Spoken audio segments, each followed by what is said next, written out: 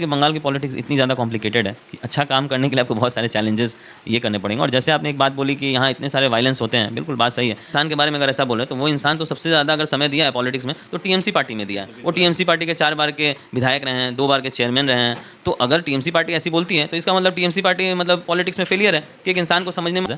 तो दोबारा मिलना हुआ तो वो हमसे पूछ रहे थे कि मतलब आप विधायक जी हैं? हम बोले हाँ सर। तो फिर हमारे पिताजी इंट्रोडक्शन दिए कि हमारे लड़के भी हैं। फिर हमारे जो राज्य के भारतीय जनता पार्टी, बिल्कुल बैरकपुर देखिए, बैरकपुर 100% बीजेपी था और बीजेपी रहेगा। और इसमें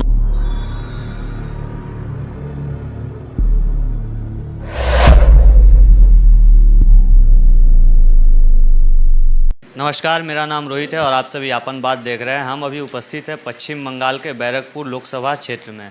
अभी हमारे साथ मौजूद हैं यहाँ के विधायक पवन सिंह, जो भाटपाड़ा के विधायक हैं, और यहाँ के भाजपा के उम्मीदवार अर्जुन सिंह जी के पुत्र भी हैं। तो हम इनसे बात करेंगे बैरकपुर अंचल में कैसा चुनावी माहौल है और इस बार यहाँ के लोग किसके तरफ जा रहे हैं, उनसे बात करेंगे। पवन जी, स्वागत है हमारे चैनल पर आपका। क्या लग रहा है, आप चुनाव प्रचार में हम आपको देख रहे हैं, रोज़ जा रहे हैं, लोगों से मिल रहे हैं, तो लोगों का कैसा रिस्पांस मिल रहा है इस बार? क्योंकि लोगों का रिस्पांस तो बहुत अच्छा है। लोग मतलब बहुत एक्सेप्ट कर रहे हैं हम लोगों चीज़ों को। लेकिन रही बात चुनाव की, तो चुनाव के समय में लोग किधर जाएंगे, किसको वोट देंगे, ये मैंने तो 2-4 सालों में ही देखा है चीज़ों को कि पॉलिटिक्स ऐसी चीज़ है जिसको आप 100% नहीं बोल सकते। कब किधर क्या होगा कुछ बोलना मुश्किल है, और ओवर कॉन्फिडेंस कभी पॉलिटिक्स में होना भी नहीं चाहिए। तो लोग पूरी तरह से साइलेंट है, इसीलिए मैं 100% आपको नहीं बोल सकता हूँ कि लोग की रुझान किस तरफ है। लेकिन ज़्यादातर लोग जिस तरह से उनका बॉडी लैंग्वेज देख कर लगता है कि भारतीय जनता पार्टी के तरफ ही है। अच्छा, जैसे जितना हम लोग आपको जानते हैं, आपका स्वभाव बहुत ही सौम्य है, और बात जब बैरकपुर की आती है, जब भी चर्चा बैरकपुर की राजनीति की होती है, तो यहाँ सिर्फ हिंसा की बात की जाती है। बम, गोली, गुंडे, बदमाश, इन सब चीज़ों का सामना करना पड़ता होगा आपको, और आपका जो स्वभाव है उससे ठीक विपरीत स्थिति में आपको लोगों के बीच जाना पड़ता होगा, प्रचार करना पड़ता होगा। तो इन सब कठिनाइयों से कैसे पार पाते हैं आप? देखिए, सच बोलिए तो जब 2019 में मैं आया था, मेरे लिए बिल्कुल सरप्राइजिंग थी। क्योंकि राजनीति मैं करना इसीलिए कभी चाहता नहीं था, क्योंकि राजनीति मुझे लगता था कि राजनीति करना मतलब लोगों को बेवकूफ़ बनाना, झूठ बोलना, जुमलाबाजी जितना करना होता है वही सब करना होगा। और लोगों की भावनाओं से खेलना मुझे पसंद है नहीं। तो इस वजह से मैं राजनीति में कभी आना नहीं चाहता था। लेकिन एक बाहर में रहता था, लाइफ स्टाइल बहुत अलग थी, बहुत सिंपल, बहुत सरल थी, जैसा मैं हूँ उस तरह की थी। लेकिन जो कि पॉलिटिकल फैमिली से हूँ, तो कभी ना कभी एक भावना आती है ना कि अपनी जीवन तो बहुत अच्छी चल रही है, लेकिन हमने लोगों के लिए क्या किया? जहाँ पैदा हुए हैं, जहाँ बड़े हुए हैं, वहाँ के लोगों के लिए क्या किया? हमने कुछ नहीं किया। तो एक टाइम के बाद आपको ऐसा लगने लगता है कि लोगों के लिए कुछ करना चाहिए। तो मैं जब आया तो देखा कि पॉलिटिक्स, मुझे नहीं पता था कि बंगाल की पॉलिटिक्स इतनी ज़्यादा कॉम्प्लिकेटेड है कि अच्छा काम करने के लिए आपको बहुत सारे चैलेंजेस ये करने पड़ेंगे। और जैसे आपने एक बात बोली कि यहाँ इतने सारे वायलेंस होते हैं, बिल्कुल बात सही है। कभी कभी शुरुआत में तो ऐसा लगने लगा कि मैं कहाँ फंस गया, मतलब कहाँ आ गया मैं। बस लोगों के कार्य करने में मुझे इतने सारे मुसीबत झेलने पड़ रहे हैं। लेकिन एक होता है ना, समय के साथ साथ आप जब डटे रहते हैं ना, तो समय के साथ साथ आप यूज्ड टू होते जाते हैं, चैलेंजेस को फेस करते करते उसको एक्सेप्ट करने लगते हैं। और एक मेरा गोल जो है लोगों की जो के लिए कुछ करना, तो मैं सोचा आज मेरे जैसा लड़का अगर ये चीज़ से भाग गया, तो मुझे देख के अगर जो लोग इंस्पायर हुए हैं कुछ दिनों में, अगर वो देखेंगे भाग गया, तो जीवन में कभी पॉलिटिक्स में कोई अच्छे लोग आने की कोशिश नहीं करेंगे। और अच्छे लोगों की ज़रूरत है पॉलिटिक्स में, क्योंकि नए जनरेशन को नए तरीके से अगर कुछ आपको बदलना है तो अच्छे लोगों की ज़रूरत है यहाँ। हम बात बैरकपुर की कर रहे हैं, तो यहाँ के सांसद, जैसा हमें पता, आपके पिता 2019 में भाजपा के टिकट पर चुनाव लड़ रहे थे, और इस बार फिर भाजपा ने उन्हें अपना टिकट दिया है। बीच में वो टीएमसी में चले गए थे। कुछ दिन पहले यहाँ पे अभिषेक बनर्जी, तृणमूल के जो नेता है, आए थे, और वो ऐसा कह रहे हैं कि अर्जुन सिंह जी को उन्होंने टीएमसी इसलिए ज्वाइन कराया था कि उनको खांचाबंदी करके रखा जाए। और तृणमूल के विषय में जो पूरे बंगाल में या पूरे देश में एक चर्चा चलती है कि यह यहाँ पे सिंडिकेट राज चलता है, गुंडों बदमाशों की पार्टी है। लेकिन बैरकपुर एकलौती ऐसी सीट दिख रही है जहाँ टीएमसी खुद बोल रही है कि यहाँ गुंडों को हराना है। तो ये आरोप, और एक चीज़ है, जिस पार्टी में आपके पिताजी हमेशा रहे हैं, जिन मेहनत किए विधायक रहे हैं, और वही पार्टी आज उनको बहिरागतों कहती है। इस पर आपका क्या कहना है? अच्छा, एक बात बताइए पहले तो स्पेसिफाई कर ले कि गुंडा वो बोल किसको रहे हैं, पार्टी को गुंडा बोल रहे हैं कि इंसान को गुंडा बोल रहे हैं। और वो इंसान के बारे में अगर ऐसा बोले तो वो इंसान तो सबसे ज़्यादा अगर समय दिया है पॉलिटिक्स में तो टीएमसी पार्टी में दिया है। वो टीएमसी पार्टी के 4 बार के विधायक रहे हैं, 2 बार के चेयरमैन रहे हैं। तो अगर टीएमसी पार्टी ऐसी बोलती है तो इसका मतलब टीएमसी पार्टी मतलब पॉलिटिक्स में फेलियर है कि एक इंसान को समझने में उसको इतना समय लग गया।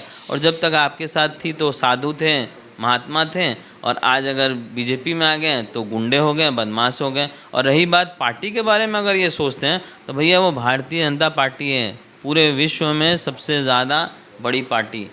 तो इतनी बड़ी पार्टी को आप गुंडा बोल रहे हैं तो भैया हम तो तब तो बोलेंगे कि भैया गुंडा लोग को ही आजकल ज़्यादा अहमियत मिल रहा है।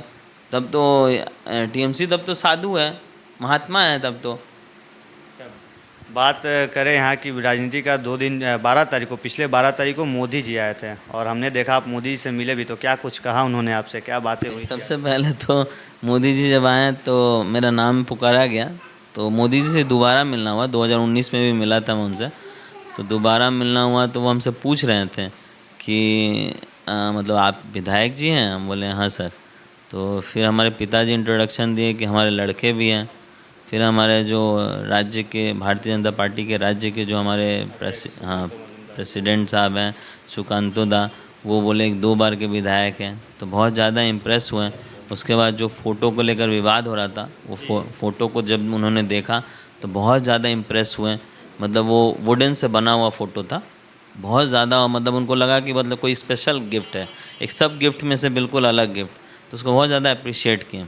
जी, हम भी देख रहे थे, आप खुद ही बता दिए कि फ़ोटो पर विवाद हुआ था। एक छोटी सी घटना, सीधा फ़ोटो था रविंद्रनाथ जी का, वो उल्टा कहीं किसी गलती की वजह से हो गया था, उसको भी लेकर विपक्षी बहुत तरह की सोशल मीडिया पर मजाक उड़ा रहे थे कि आप लोग बंगाल की जनता का, यहाँ का अस्मिता का सम्मान नहीं करते हैं। तो ये सब छोटी छोटी बातों पर राजनीति करना कितना ठीक रहता है? देखिए, सबसे बड़ी बात है, यही एक इंसान की मानसिकता दर्शाती है कि जिन्होंने मुझे फ़ोटो दिया वो बाई चांस उनके से गलती हो गई, वो फ़ोटो उल्टा था कि सीधा था, वो क्या था, लेकिन मेरे से क्या गलती हो गई कि मैं मोदी जी को देखकर इतना ज़्यादा नर्वस हो गया था। इतने बड़े नेता हैं, हमारे देश के प्रधानमंत्री हैं, कि मैं फ़ोटो को देखा ही नहीं और जल्दीबाजी में उनके पास लेकर चला गया। वो तो हमारे धन्यवाद करूँगा मैं हमारे राज्य के जो हमारे प्रेसिडेंट साहब हैं सुकांतो दा, वो हम लोग को करेक्शन किए। और ये देखने वाली बात थी कि मोदी जी और मैं खुद मिलकर उस फ़ोटो को सीधा किए, तो वो नहीं देखा। पॉजिटिव चीज़ अगर आप ढूंढना चाहेंगे तो पॉजिटिव चीज़ आप देख सकते हैं, लेकिन अगर नेगेटिव चीज़ आप देखना चाहेंगे ना तो आप पॉजिटिव को भी नेगेटिव बना देंगे। तो ये इनकी मानसिकता है कि इनके पास आज के समय में कोई मुद्दा नहीं है तो किसी भी चीज़ को मुद्दा बना देंगे, समझें। तो अगर मान लीजिए चेयर को टूट गया तो बोलेंगे कि अरे चेयर का कलर टीएमसी का कलर से मिलता है इसलिए टूट गया या इसीलिए इसको तोड़ दिया गया। तो ये बेवकूफ़ी वाली बात है, ऐसी बातें करनी नहीं चाहिए। लेकिन क्या करिएगा, उनके पास मुद्दा तो ख़त्म हो गया है ना बोलने के लिए कुछ। जी, मुद्दे नहीं है जैसा आप कहना चाहते हैं। पश्चिम बंगाल में भाजपा, आपके जो राष्ट्र के नेता हैं, पूर्व अध्यक्ष रह चुके हैं भारतीय जनता पार्टी के अमित शाह जी, दावा कर रहे हैं कि इस बार भाजपा बंगाल में 35 सीटें जीत रही हैं। आप लोगों के बीच जा रहे हैं, आपका क्या आकलन है, कितने सीटों पर रहेगी भाजपा? क्योंकि विपक्षी आरोप लगा रहे हैं कि इस बार 10-12 सीट से ज़्यादा नहीं आएगा बंगाल में भाजपा को। देखिए, हमारे अमित शाह जी हमारे पार्टी के बहुत बड़े नेता हैं और उनको बहुत ज़्यादा पार्टी के बड़े बड़े लोग सम्मान करते हैं, क्योंकि उनका जो कैलकुलेशन होता है वो हवा में कैलकुलेशन नहीं करते, बहुत ज़मीनी स्तर पे वो चीज़ों को आकलन करते हैं और उसके बाद ही वो चीज़ों को बोलते हैं। मैं तो राजनीति में 2-4 साल से हूँ, वो तो कितने साल बिताए हैं।